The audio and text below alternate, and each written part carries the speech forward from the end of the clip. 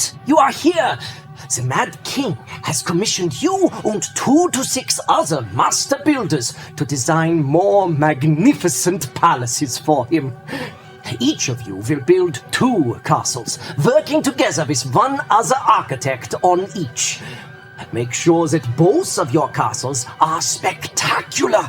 They don't call him the Mad King for nothing. Willkommen to Between 2 Castles of Mad King Ludwig. Place the 2 trays in the middle of the table.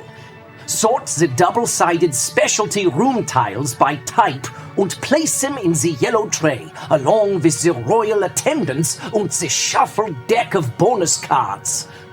Shuffle the regular room tiles face down and place exactly 9 of them randomly into each of these compartments in the red tray. Put the remainder into these 2 larger compartments. Shuffle the throne room tiles and place 1 between each pair of players. Any leftover throne rooms can be stored in this compartment. Place a castle meeple below each throne room and give each player a player aid card. The game is played over the course of 2 rounds consisting of 4 turns. At the start of each round, you will take 1 full stack of 9 room tiles from the tray. Every turn, select 2 of these room tiles and place them face down on the table in front of you. 1 of these tiles will be added to the castle on your left, and 1 will be added to the castle on your right.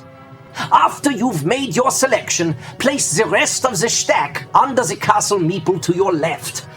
Once everyone has done this, reveal the tokens you selected and discuss with your partners which tiles are going where and in what order you are placing them. Hopefully this is an amicable process, but if you cannot agree on which of you should place first, the elder player will decide. After all tiles have been placed, pick up the stack of tiles under the castle meeple to your right and repeat. When you place a tile, at least 1 edge must be aligned entirely along the edge of a tile that's already been placed, like so. Anything you add on the same horizontal level as the throne room is on the ground floor. Anything you add below the throne room is below ground. And anything you add above the throne room is on an upper level, making the castle taller. Any tiles added above the ground floor must have a tile directly below them for the purposes of structural integrity. If a tile has a blue border, that indicates the room is outdoors. No tiles can be added directly above an outdoor room, as there is no structure present to support their weight. Otherwise, however, there is no limit to the height of your castle. On your player aid, you'll find a list of all possible room types accompanied by an arrow to indicate what level of the castle each type of room can be built. An arrow pointing up means that room can only be constructed on the ground level or higher. An arrow pointing down means that room can only be constructed below the ground level. And corridors have arrows pointing in both directions to indicate they can be constructed at any level. Now that you know where room tiles can be placed, you need to know where to place them to maximize value, yeah? So let us examine the anatomy of a room tile. At the top is the name of the room, which doesn't necessarily matter for gameplay purposes, but it's nice for context. In the top left corner is an icon indicating the type of room, which could be food, living, utility, outdoor, sleeping, corridor, downstairs, or a specialty room, such as the throne room. In the upper right section is an icon indicating the type of wall hanging present in the room, which will be important for certain set collection scoring conditions, which we will talk about in a moment. And at the bottom are the conditions for scoring points with this particular room. Your player aid nicely summarizes all of these possibilities in the middle column. But not to worry, we shall explain the iconography of each of these as we go forward. And as you see in the right column, your castle will receive a bonus for the third tile of each room type added to it. For example, when the third food room is placed in your castle, you will draw 5 tiles from the supply, review them privately with your partner, and choose one to add to your castle. Discard the others back to the box. If the supply section of tiles is ever emptied, shuffle the discarded tiles and replenish it with them. By the by, food rooms will always score 2 points for each room of a specific type that is either directly above and below it, or directly to the left or right of it. The only exceptions are the chocolate room and spice room, which score 2 points for each downstairs room in the 2 spaces directly below them. Since downstairs rooms can only be placed below the ground floor, it is highly advisable to place the chocolate and spice rooms on the ground floor to maximize their value. A living room will always score 1 or 2 points for each room of a specific type that surrounds it. Note that while the throne room occupies 2 spaces in your castle, it is only 1 room. So even if it is positioned near a living room like so, it will only count as 1 room for the living room score. When the third living room is placed in your castle, you and your partner choose one of the 4 royal attendants to place in one of these 2 positions in the throne room. At the end of the game, your castle will score 1 point for every room with a wall hanging matching this attendant. A utility room will score points according to the number of a specific room type that are connected to it.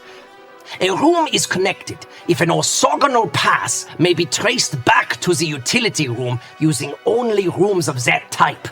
Orthogonal means not diagonal.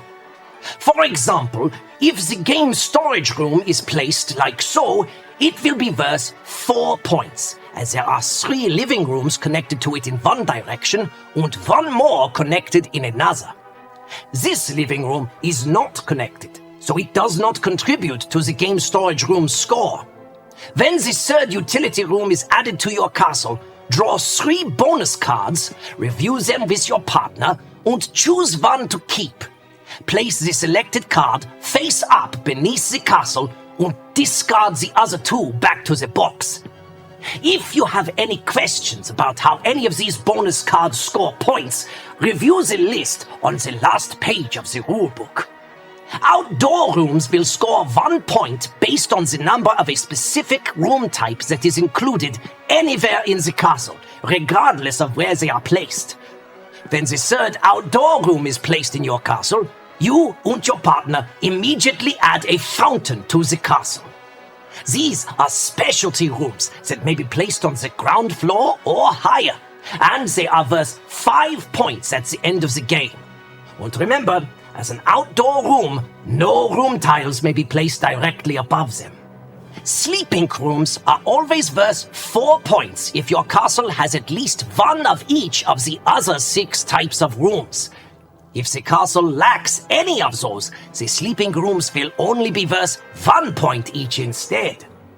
When the third sleeping room is added to your castle, you and your partner will immediately place a tower anywhere you choose.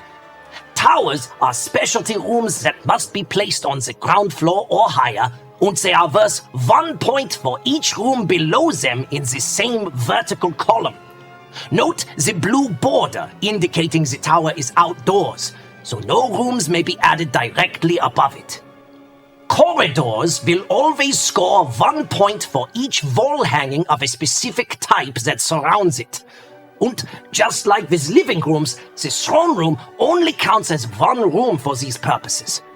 When your castle's third corridor is placed, you and your partner immediately add a grand foyer.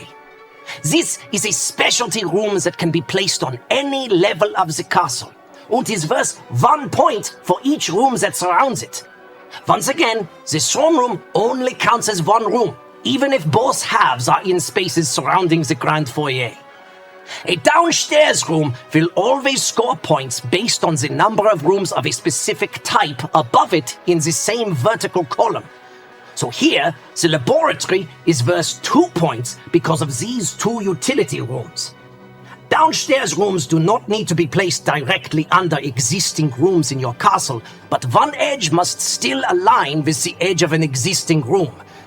Also, since these rooms only score points based on the rooms above them, you will most likely be adding rooms above them at some point, even if they're not there when you place them. When the third downstairs room is added to your castle, you and your partner choose any of the other room type bonuses and claim it. This bonus could be one which you have already claimed, or one which you have not received yet. It is also the only way to add a second royal attendant to the throne room, as it is the only way to receive any room type bonus more than once. If you place a 6th tile of the same room type, you do not receive its bonus a second time. You do, however, receive an additional bonus when placing the 5th room of any of the basic types. You and your partner discuss and select any specialty room from the yellow tray and add it to your castle, regardless of whether the castle already has any of that particular specialty room or not. Specialty rooms do not trigger such a bonus themselves, though, even if you have 5 of them. When there is only 1 room tile remaining in the stack under the castle meeple to your right, discard it from the game and select a new stack of 9 tiles from the tray to begin the second round. This round plays out exactly the same, with the exception that you will be passing the tiles you do not select in the opposite direction to the partner on your right instead of the partner on your left. The second round will end when there is only 1 tile remaining in the stack under each castle meeple. At that point, using the scoring sheets provided, tally the final scores for each castle. Each player's score at the end of the game is the lower score between their 2 castles. Whoever has the highest score wins the game. If there is a tie, tied players compare the scores of their higher scoring castles as tiebreaker. And if that is also tied, count the total number of specialty rooms in both castles. And that is everything you are needing to be playing between 2 castles of Mad King Ludwig. The game is designed to be played with 3 to 7 players, but if you insist on playing with only 2, there is a variant involving an autonomous third player, the rules for which are described on the second to last page of the rulebook. Now go! Make the Mad King happy! Hey, thanks for coming to us to learn how to play this game. If you haven't already, it'd really help us out if you'd hit the like button, subscribe, and turn on your notifications so you don't miss future videos. If you've got any questions, or if you just want to say thanks, leave us a comment. That goes a long way too. And if you want to see us play this game and others like it, catch our live show every Sunday night at 5 p.m. Pacific Time. Mess with us with our Buff and Nerf house rules, and play virtual bingo for a chance to win a game from our growing giveaway collection. Thanks again for visiting the B&B Tabletop Tavern. We'll see you soon.